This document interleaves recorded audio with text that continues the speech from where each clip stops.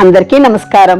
నేను మీ సుజాత రవీంద్రనాథ్. కొన్ని వంటలు ఎంతో రుచిగా ఉండడమే కాకుండా కొన్ని జ్ఞాపకాలు కూడా ముడిపడి ఉంటాయండి.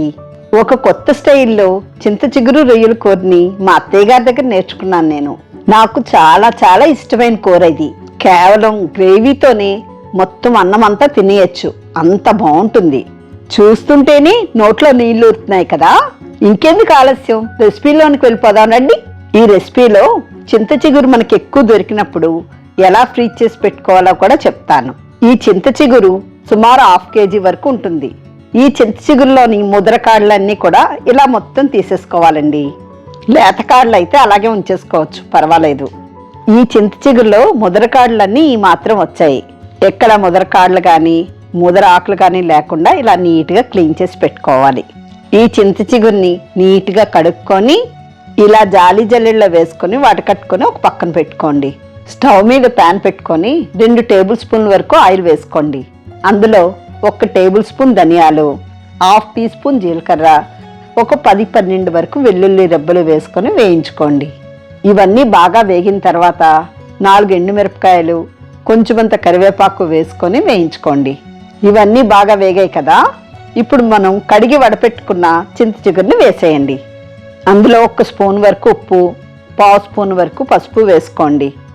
అంతా ఒక్కసారి బాగా కలుపుకొని మూత పెట్టుకొని కాసేపు మగ్గించండి. మధ్య మధ్యలో మూత తీస్తూ ఇలా మెదుపుకుంటూ చింత చిగురిని బాగా మగ్గనివ్వాలి. ఈ చింత చిగురిని ఒక మిక్సీ జార్లో తీసుకొని చల్లారిన తర్వాత మిక్సీ చేసి పెట్టుకోండి.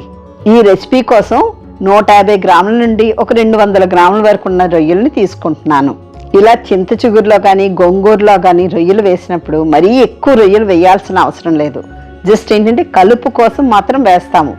చింత చిగురు తాలూకా ఫ్లేవర్ రొయ్యలకు పట్టి, రొయ్యల తాలూకా ఫ్లేవర్ చింత చిగురుకు పట్టి టేస్ట్ అయితే కనుక చాలా బాగుంటుందండి.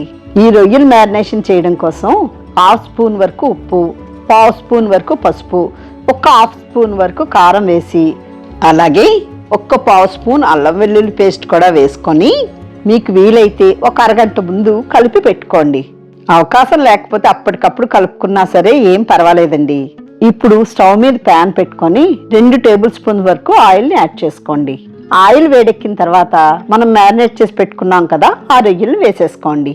రొయ్యల్లోని వాటర్ అంతా ఇంకిపోయి ఇలా రొయ్యలంతా బాగా వేగినంత వరకు ఇలా వేయించుకోండి. ఇలా బాగా వేగిన రొయ్యల్ని ఒక బౌల్లోనికి ట్రాన్స్ఫర్ చేసుకోండి.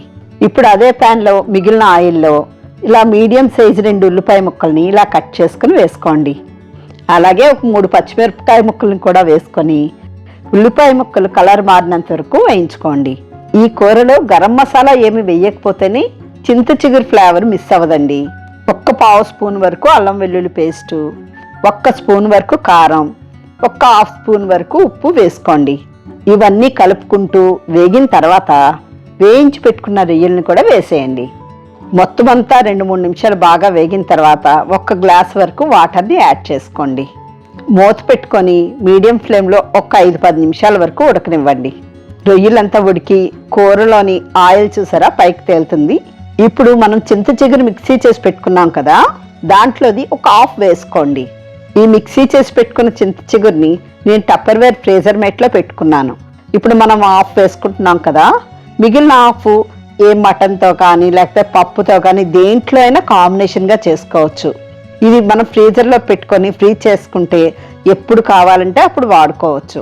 నేనైతే ఇలా చింత చిగురిని కానీ అలాగే మామిడికాయ ముక్కల్ని కానీ ఇలా ఫ్రీజ్ చేసి పెట్టుకుంటాను.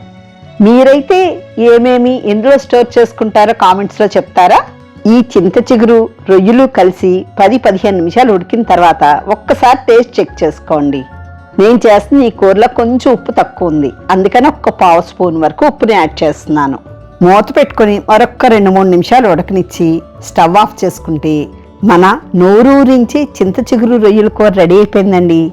ఈ వీడియో మీకు నచ్చితే ఇంతవరకు సబ్స్క్రైబ్ చేసుకోకపోతే సబ్స్క్రైబ్ చేసుకొని లైక్ చేసి మీ ఫ్రెండ్స్కి షేర్ చేయండి. నేను చెప్పిన స్టైల్లో మీరు కూడా ట్రై చేసి మీకు ఎలా వచ్చిందో కామెంట్స్లో చెప్పండి. Thank you.